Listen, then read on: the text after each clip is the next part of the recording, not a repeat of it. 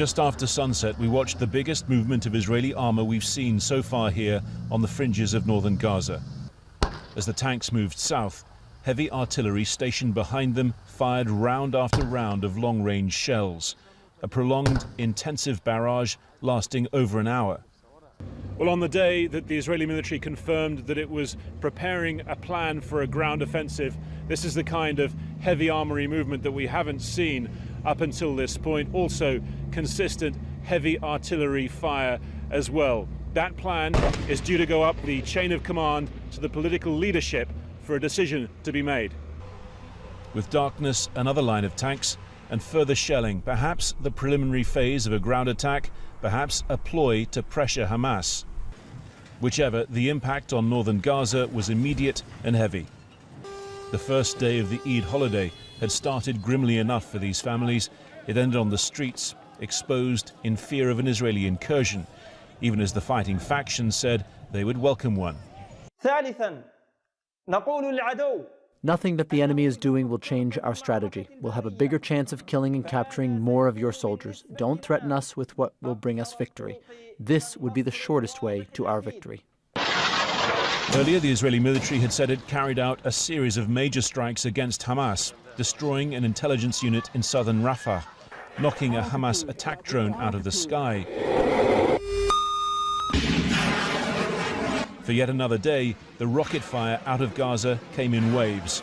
Again, central and southern Israel were targeted by major barrages, and Hamas said a new long-range rocket was used to target the far southern airport of Ramon, where Israel had rerouted incoming airliners. The Israeli Prime Minister, visiting Iron Dome interceptor units, said the military attacks would continue.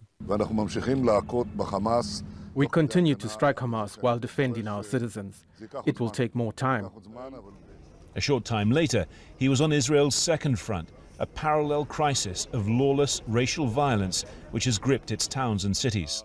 The intelligence we have says that it is very possible that there will be an increase in violence here in the coming days. There may be an exchange of blows here, and in cases like these, in order to suppress a riot, we need to use force, a lot of force. We will use it while giving full support to the Israeli police. In the town of Bat Yam, Eid morning was spent surveying the damage of the attack the night before. They did it because we speak Arabic. We're not bad people, we did nothing, we never hurt anyone. We've been here for 20 years alongside them as neighbours, family and friends. We did not expect this to happen. The intelligence about further violence was soon proven accurate. Israeli law enforcement so far unable to stem this communal bloodletting. In Lod, a Palestinian-Israeli firing on Jews. Elsewhere, Jewish Israeli journalists attacked by Jewish extremists, unhappy with their coverage.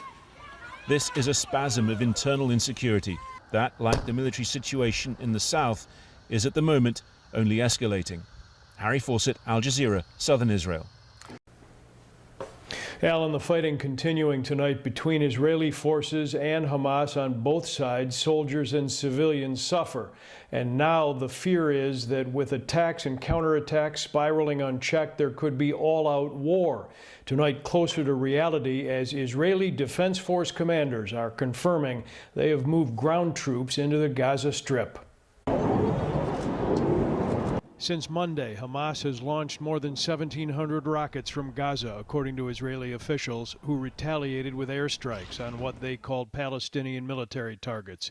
Now tonight, just hours after Israel's Prime Minister Benjamin Netanyahu said Hamas would pay a very high price, tanks and ground troops have joined the fray, crossing into Gaza. With Hamas commanders promising to attack commercial jetliners flying to and from Israel, Chicago-based United and other airlines have all suspended operations to Tel Aviv. ABC's Matt Gutman.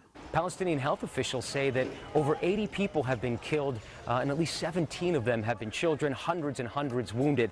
Now, there is another front in Israel as well, and that is ethnic Palestinians with Israeli citizenship, who are protesting what they say are their second-class citizenship rights in Israel. There have been riots in multiple towns across Israel. as Ramadan ends surrounded by violence in the Middle East. This outdoor service here includes prayers for friends and relatives overseas. It's important as we have our celebration, we understand that there are other people that are celebrating in different ways, and they're celebrating being affected by what's going on. And it was totally avoidable. Unfortunately, the Hamas and Palestinian Islamic Jihad terrorists sought to exploit some tension in Jerusalem. I have seen no indication, nor has anyone else from either side, to back down. It is a little after 2 a.m. right now in the battle zone, and Israeli government officials have ordered all residents living on the Gaza border to go to their safe rooms until there's an all clear, which at this point, with ground forces now on the move and in play, could be an extended period of time. Judy. Hey, if you like that video, be sure to subscribe to our ABC7 Chicago YouTube channel.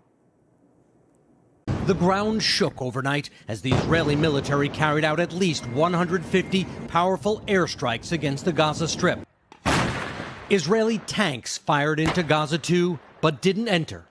Thousands of Israeli troops remain deployed around the edges of Gaza for a possible invasion. Israel is trying to stop this. Gaza is run by Islamic hardliners from Hamas, who have fired nearly 2,000 rockets at Israel this week. Israel is mostly protected by its state-of-the-art Iron Dome missile defense system. But Hamas has been testing its limits, firing in clusters, hoping a few rockets will make it through. And they have, killing Israeli civilians. While millions in Israel have been rushing to shelters, including American Maya Danan. So when you hear a siren, you get up immediately. Usually it's been in the middle of the night lately, so we get out of bed, we go down to the bomb shelter. This is what sparked this latest round of an old and still very bitter conflict. On Monday, as Palestinians were praying in Jerusalem's Al-Aqsa Mosque during the final days of Ramadan, Israeli troops moved in to disperse them with force. Israel says it was responding to rock throwing. Palestinians say it was part of a pattern of intensified harassment in the disputed Holy City. But this escalation has something new that has Israel's Prime Minister Benjamin Netanyahu scared. Palestinian Israeli citizens, 20% of the population, have started to express their anger too, some even siding with Hamas.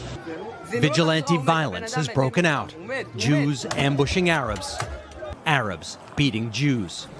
In mixed towns now, Israelis are keeping watch for fellow citizens. And this has the potential to be far more dangerous to Israel than even rockets fired from afar.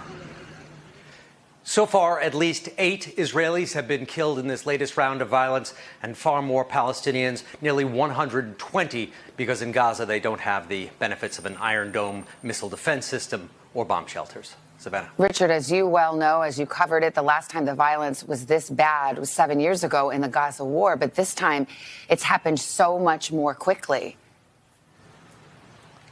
A lot of it is because of the advances in social media. That particular incident at the Al-Aqsa Mosque quickly spread and people got angry. But there's also a changed dynamic. The Palestinians felt for the last 4 years under President Trump that their case was ignored, that their rights and situation actually got worse. And now it seems they want to reassert themselves, make sure the world has not forgotten about them. And they see this as an opportunity to change that balance a little bit now that there's also a new administration. And things have been getting very, very tough for the Palestinians. And now we'll see how the Israelis respond to all these rockets. All right.